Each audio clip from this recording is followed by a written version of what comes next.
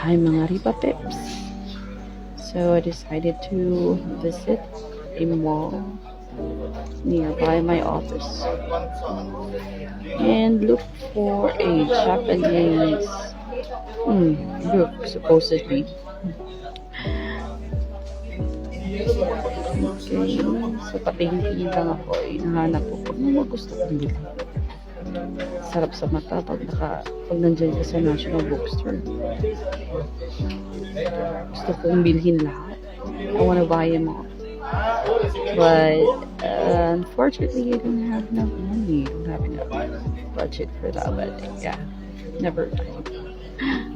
So yeah, may One Piece. Pero yung One Piece is no longer in Japanese. It was translated na in English.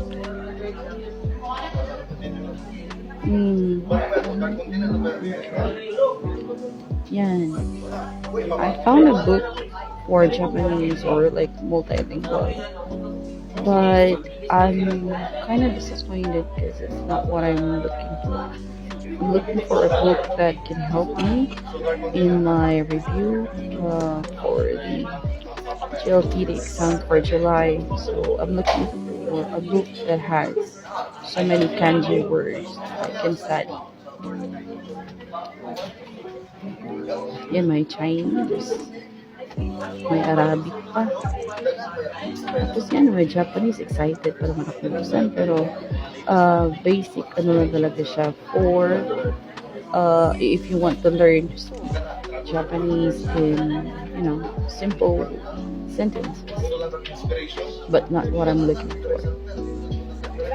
And while looking at the price at the back, oh my god, it's not gonna be. I'm not gonna buy that. So yeah, yan na si Kumare. Undecided. Patingin-tingin.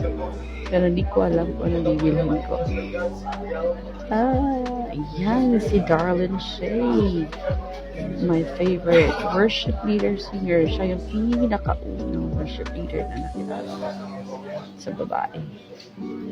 Yan. Nice book. Back in college, guys, I really like reading books. So, tambay ako dito sa National Bookstore. I'm a bystander here in National Bookstore whenever, I don't have class or I'm waiting for my scheduled class while during my college days.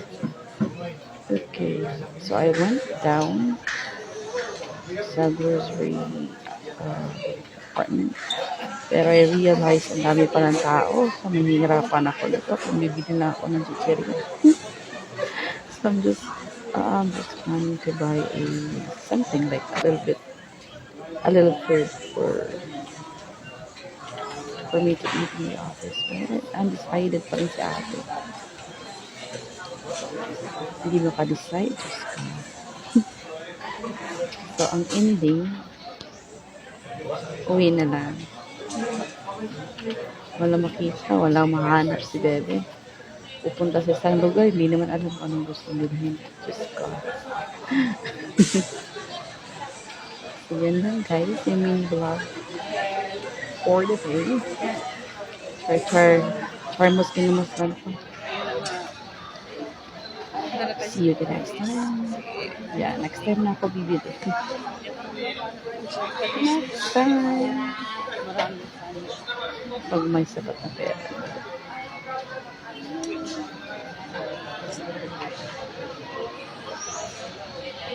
Thank you so much for watching.